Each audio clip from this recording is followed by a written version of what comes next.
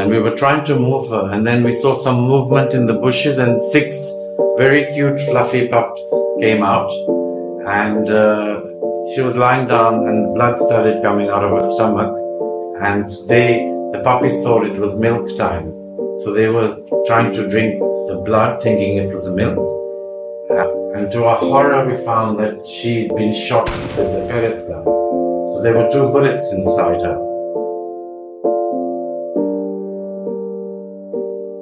Hi, my name is Atul Sarin.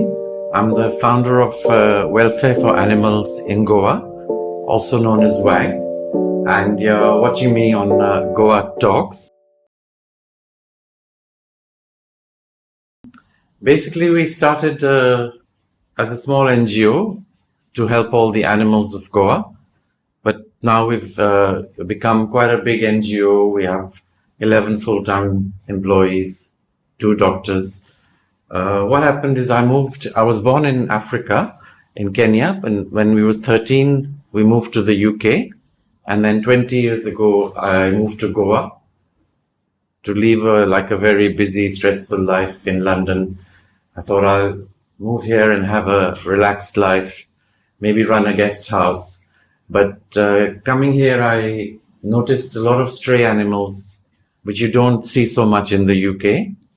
And I was very touched with how they all survive, how they cross the roads, the cows, the dogs, the cats. But I also realized they need our help. There was a lot of suffering I could see. So I started very small and slowly built up. What really shocked me, this was about 17 years ago. So in that time, there was still not so much development in Goa. Taking a walk in the monsoon on the beach, I saw many dogs that were starving, dying. Same dogs that were in the season time running around, getting fed by tourists. And so that really, broke my heart to see them suffering, dead puppies. So the solution, obviously, I realized, was sterilization, vaccinations, adoptions. So we started our NGO. Yes, funding is a big problem for most NGOs, whether they're animal related or for the elderly people. Fortunately, we have a good amount of supporters, but one should also try and avail grants and schemes that are given by governments. So the government of Goa, fortunately, provides a scheme for sterilization of small animals like dogs, and also there's a stray cattle management scheme. However, these are often problematic because there's delays, and most of these schemes have to go through panchayats or municipalities that cause further delays. And what would be really good if there was more enthusiasm from these bodies, the panchayats, municipalities, to try and take some interest and recognize it's also their duty to help. So at the moment, we rely on private funding mostly, and it's a lot of hard work. We have to make videos and, provide information and all that. The government is also now providing a CSR scheme. So companies have to give 2% of their annual profits to charities. So that's also very good. But again, it's a lot of hard work. I was born in Kenya, which is, you might know, is heavily populated with wildlife, wild animals. So I had a respect for nature. But moving to the UK, we had a pet dog, like most people have, and we loved her very much. And then you just realize, with animals, you don't have to be passionate about animals. You just have to realize that, they're also entitled to a good life and how grateful they are when you help them. But really, it's when I came to India, I realized how amazing animals are and how they coexist with us. And above all, how they don't seem to hold grudges. This poor chap, Marley here, he had a terrible skin condition. He almost looked like a leather suitcase with all his teeth sticking out. On Margin Beach, we found him, and he had a severe case of mange, which many puppies develop because they don't have their mother's milk.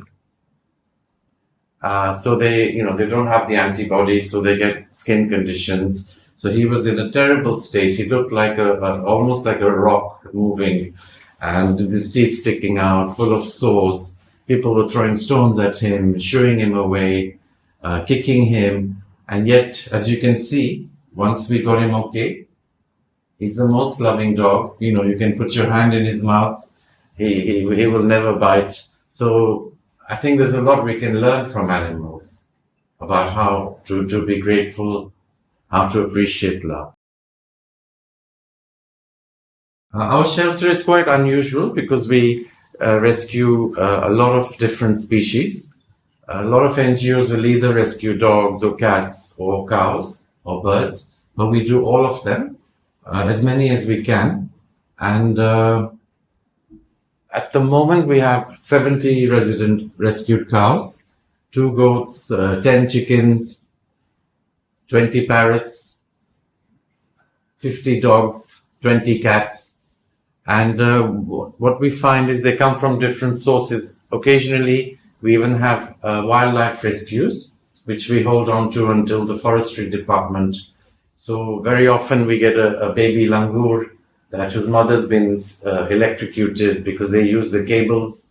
So it's very, very sad. Recently, we rescued a mother langur, and she died shortly after. But when we turned her over, we saw a little baby clinging to her. So we also find that rescuing all types of animals gives us the opportunity to learn how to look after them. So, for example, each species has a different need. So we also rescue exotic pets from illegal pet shops. So we have, for example, a cockatoo, an African grey parrot, and the cockatoo was actually in a cage in a small 2-foot square cage for 5-6 years, being fed very little. People had paid a lot for him. And then, like with many of these animals, they get fed up. They don't realize how much work it is. So he's been with us, the cockatoo's been with us for 8 years. And we're just amazed how, once we got him a big cage, and a good diet, now he dances to Bhangra, and he actually makes all the visitors laugh. And it's so delightful to see him making other people happy. But basically, we try to educate people as much as possible that, don't buy these animals. So even with our farm animals, goats, cows, chickens, we have workshops where we welcome children and their teachers to come and interact with these animals. It's not about eating meat or anything like that, but what we say to people is good to interact. And many children, they just love the goats especially. And we have a water buffalo. She's huge, like a big tank. And she's also very gentle. So the children, they love it. They cuddle her and she follows them around. So it just gives them a connection that these are living beings. Definitely one of my favorites was Sweetie the monkey. She was a bonnet macaque. So in India, the 2 basic monkeys you get are the langur, and you have the bonnet macaque, and the other one is, can't remember. So Sweetie was a bonnet macaque, and about 15 years ago, she had been stolen from her mother. Some people had killed her mother in the forest, and as she fell down, they kidnapped her and used her for the dancing monkey trade. So that's a very cruel thing where they beat the monkey to train it to then they used to come to your house and ask for money. So one day her owners had taken her to a house to dance, and some dogs attacked her and ripped her arm off. So those people kept her in a tiny cage for 10 years before we won the legal battle to be able to confiscate her. the forestry department that time didn't have enough cages, so they asked us with permission to look after her. So it was one of the most wonderful things because you just realized how similar they are to us, how clever they are. And again, to abuse such an animal, not to give her so much pain, they're so sensitive. She was in a small cage for 10 years, people throwing stones at her and, not giving her proper diet. So it was wonderful just to see how she developed into this most amazing creature.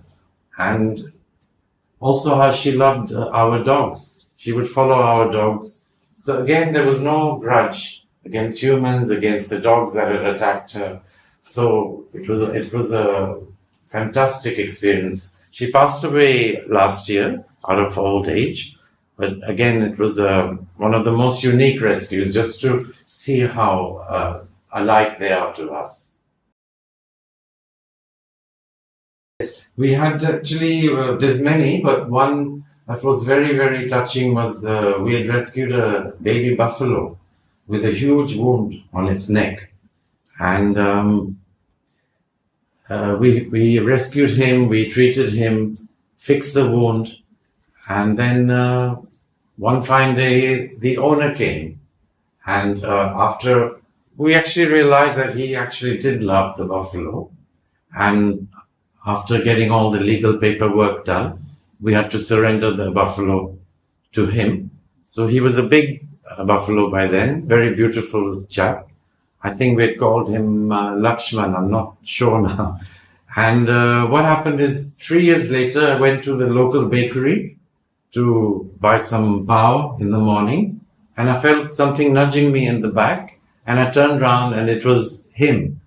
And it was really sweet. He came and nudged me. And I thought, after 3 years, he's remembered me and how grateful he's been. And buffaloes are amongst the most abused animals in the world. They are very, very cruelly treated. The females are used for their milk. The babies are separated. Nowadays, there's hardly any use for plowing buffaloes. So the males are sent to the slaughterhouse very, very early. The females, when they stop giving milk, are sent to the slaughterhouse in terrible conditions.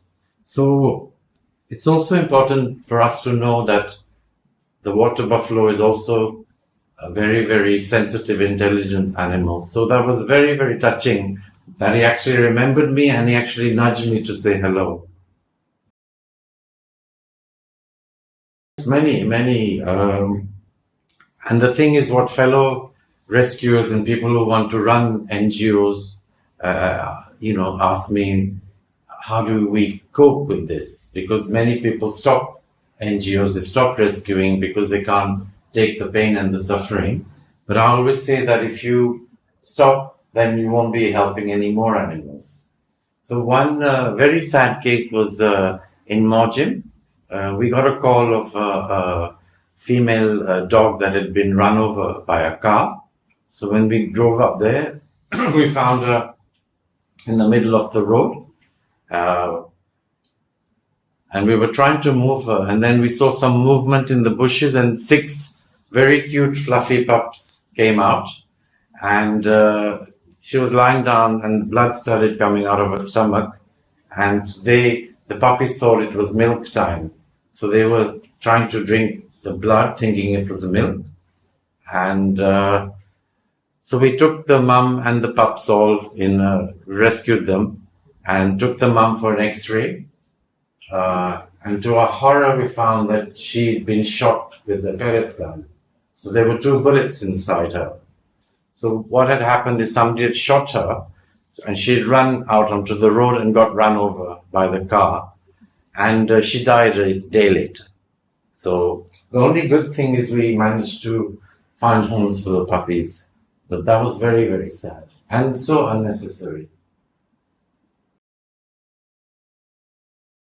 Yes, you mean by the animals? Yes, many. And a lot of the time, usually it's not the animal's fault because the animal is injured, the animal is scared.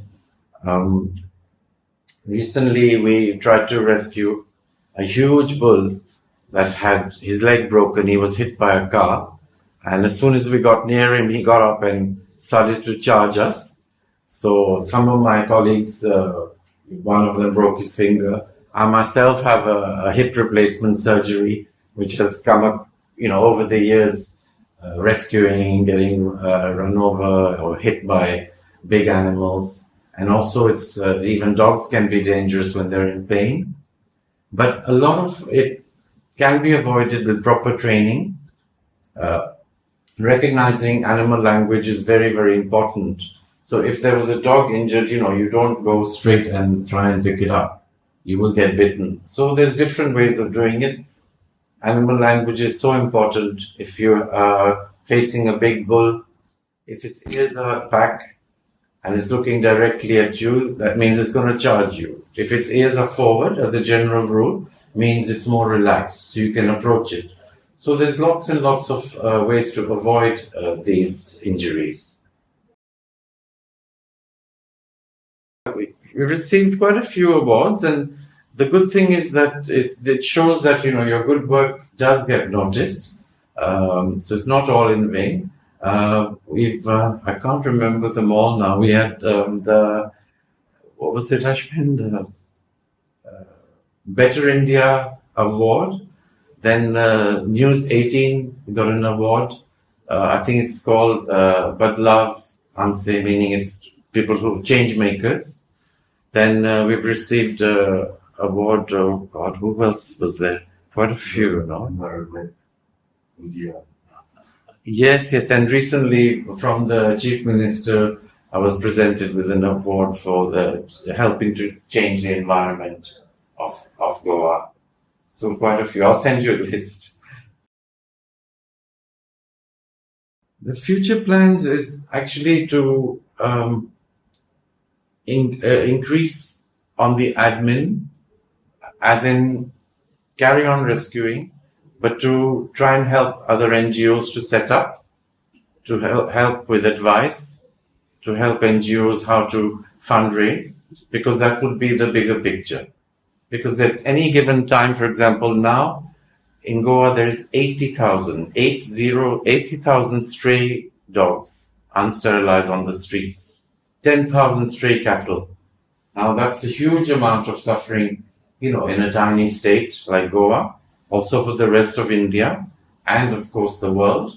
So there are lots of ways that we can help improve the situation. It's nice to sterilize one dog, to adopt one dog or rescue one cow, but we have to look at the bigger picture. So for example, recently from the UK, we've imported something called a push gun, which is a safe and legal way to inject cattle. So we can use it even if there's a dangerous cow. You can just go within 6 feet and inject her, and that will relax the animal. So this will, again, like you were asking, injuries, rescues.